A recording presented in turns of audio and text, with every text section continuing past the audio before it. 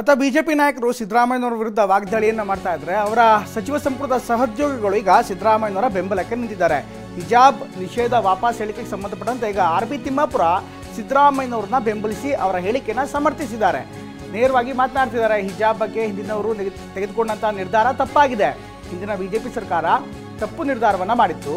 ಆದರೆ ಈಗ ಸರಿ ಮಾಡುವಂಥ ಪ್ರಯತ್ನ ನಡೀತಾ ಇರುವಂಥ ದಾಖಲೆಯಲ್ಲಿ ಈಗ ಆರ್.ಬಿ. ತಿಮ್ಮಾಪುರ ಅವರು ಮಾತನಾಡ್ತಿದ್ದಾರೆ.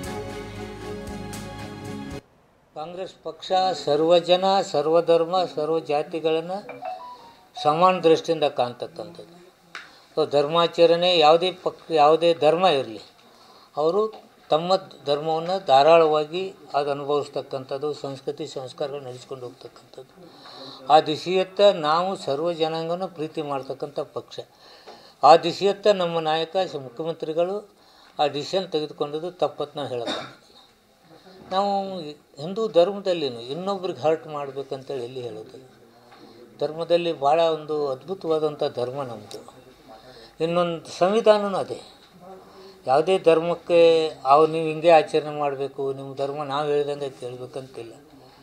ಆ ದಿಶೆಯತ್ತ ಹೆಜ್ಜೆ ಇಟ್ಟಿದ್ದಾರೆ, ಅದನ್ನು ಖುಷಿ. ಅಲ್ಲ ರೀ, ನಾವು ಸರ್ವ ಜನಾಂಗರು ಪ್ರೀತಿ ಮಾಡ್ತಕ್ಕಂಥವ್ರು ಅವ್ರನ್ನ ಪ್ರೀತಿ ಮಾಡ್ತೀರಿ. ನಾವು ಹಿಂದೂ ಧರ್ಮಕ್ಕೆ ಎಷ್ಟು ಮಹತ್ವ ಕೊಡ್ತೀವಿ ಅದ್ರ ಅಷ್ಟೇ ಮುಸ್ಲಿಂ ಧರ್ಮಕ್ಕೆ.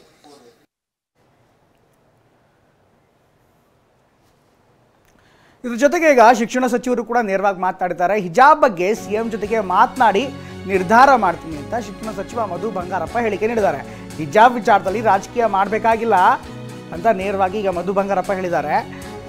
ರಾಜ್ಯವನ್ನ ಸರ್ವ ಜನಾಂಗದ ಶಾಂತಿಯ ತೋಟ ಮಾಡ್ತೀವಿ, ಈ ದೇಶದಲ್ಲಿ ಅವರೇ ವಿಷಬೀಜವನ್ನು ಬಿತ್ತಾ ಇದ್ದಾರೆ ಅಂತ ಬಿಜೆಪಿ ವಿರುದ್ಧ ಮಧು ಬಂಗಾರಪ್ಪ ಈಗ ಮಾತನಾಡಿದ್ದಾರೆ. ರಾಜ್ಯವನ್ನ ಸರ್ವ ಜನಾಂಗದ ಶಾಂತಿಯ ತೋಟ ಮಾಡುವಂಥದ್ದು ನಮ್ಮ ಭರವಸೆ.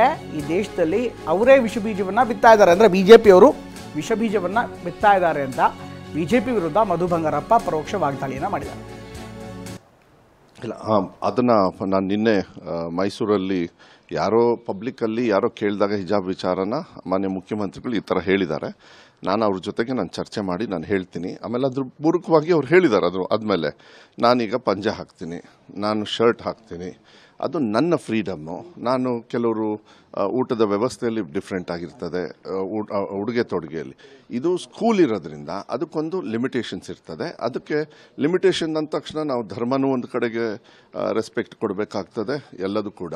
ಅದಂದ ತಕ್ಷಣ ಈಗ ನೀವು ಕೇಳಿದ್ರಲ್ಲ, ಇಲ್ಲ ಹಾಗಾದರೆ ಬೇರೆಯವರು ಬೇರೆ ಥರ ಉಡುಗೆ ತೊಡುಗೆ, ಇದನ್ನೆಲ್ಲ ಡಿಸ್ಕಸ್ ಮಾಡಿ ಮಾನ್ಯ ಮುಖ್ಯಮಂತ್ರಿಗಳ ಜೊತೆ ಚರ್ಚೆ ಮಾಡಿ ಒಳ್ಳೆ ಡಿಸಿಷನ್ಸ್ನ ಇಲ್ಲ ಅದನ್ನು ನಾನು ನಿನ್ನೆ ಮೈಸೂರಲ್ಲಿ ಪಬ್ಲಿಕ್ಕಲ್ಲಿ ಯಾರೋ ಕೇಳಿದಾಗ ಹಿಜಾಬ್ ವಿಚಾರನ ಮಾನ್ಯ ಮುಖ್ಯಮಂತ್ರಿಗಳು ಈ ಥರ ಹೇಳಿದ್ದಾರೆ.